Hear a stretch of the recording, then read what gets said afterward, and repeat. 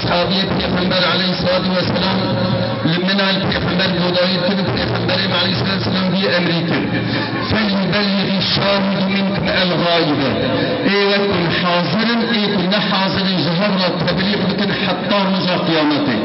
Yani ev emri Xuda Azze ve Celle ev kitap şandiye, mara şeriat ki şandiye evli emri enbiya kiriye bütün enbiya da alim veresi enbiya ana Peygamberin aleyhissalatu vesselam gibi el ulema veresetul enbiya alim varisi Peygamber ana bile Xuda Azze ve Celle bu makamı martaba mazlum daya alima uzbu hatire dava dini Xuda çava enbiya tebliğ kır bütün enbiya da ica alime tebliğ kır o Peygamberin aleyhissalatu vesselam da hakkı ehli ilmi da mesela da hakkı alim adı innallâhe ve melâiketehu ve ehle semavat vel ardi ve Xuda melaikete Xuda ehli ardu asiman hatta mahsiyet bahrada hatta Nuristan ki dihilini Xuda ehli ilmi ra dua kın ek dersad edin ilmi da ta'lima dini Xuda kın ev kitaba Xuda ve sünnete Resulullah insanlara tebliğ kın Xuda enbiya melaikete Xuda insin bütün hayvanat ehli ilmi ra dua kın ek Hüseyin dersa ilmi beder malum evzi eko bu kitaba Xuda bu sünnete Resulullah ben آيات نقول بري خدا عز وجل ثم أورثنا الكتاب الذين اصطفينا من عبادنا نبي كتاب من في قرآن من ميراث olarak zuan ibadet fik mavan jnab insana van birer çözümleri, birer reçeteleri hükmündedir. Mühim peygamber kıssalarıyla alakalı olan ayetler. Peygamber kıssalarıyla alakalı olan ayetler indiği dönemde peygamberler yaşamıyorlardı ve onların ümmetleri de yaşamıyorlardı. Üstelik o kıssalar Kur'an-ı Kerim'e birer hayat hikayesi olarak da yer etmediler değerli bacılar. Biz iman eden insanlara sorumluluklarımızı hatırlatmak, eğitmek ve metot öğretmek amacıyla Allah-u Teala peygamber kıssalarına Kur'an-ı Kerim'de yer vermiştir değerli bacılar. Evet, dün toplumun kurtuluşuna vesile olan unsurlar. Neyse bugün de toplumlar aynı çözüm yöntemleriyle huzura kavuşacaklardır.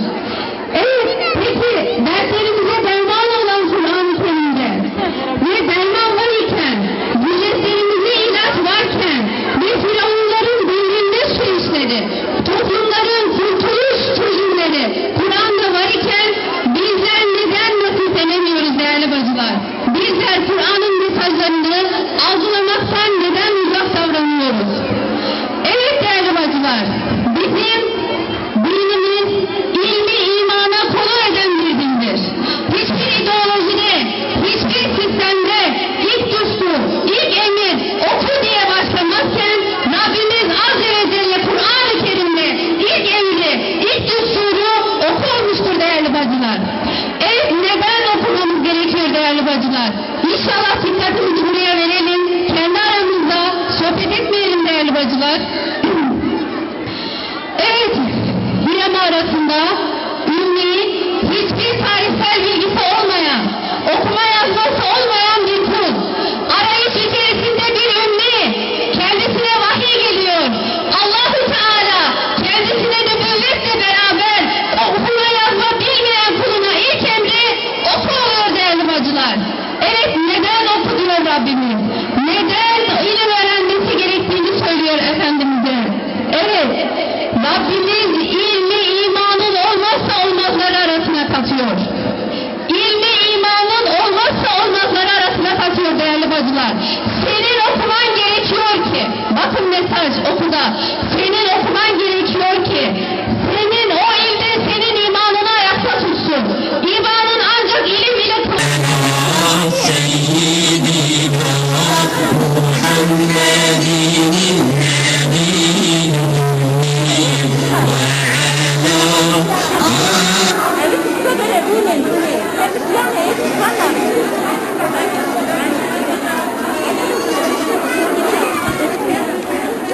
Öyle yapalım mı?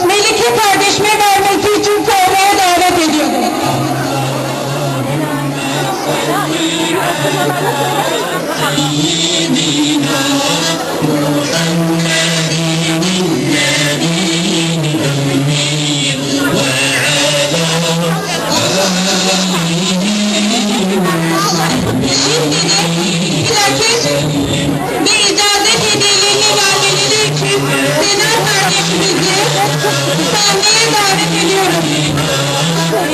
Şimdi de Selma Hanım'ı buraya davet ediyorum.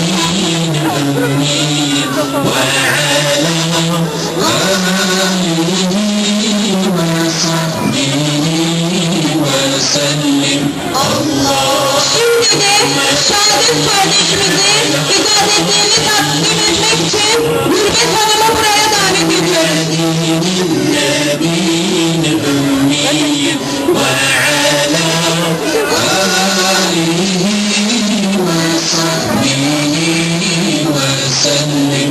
اللهم صل على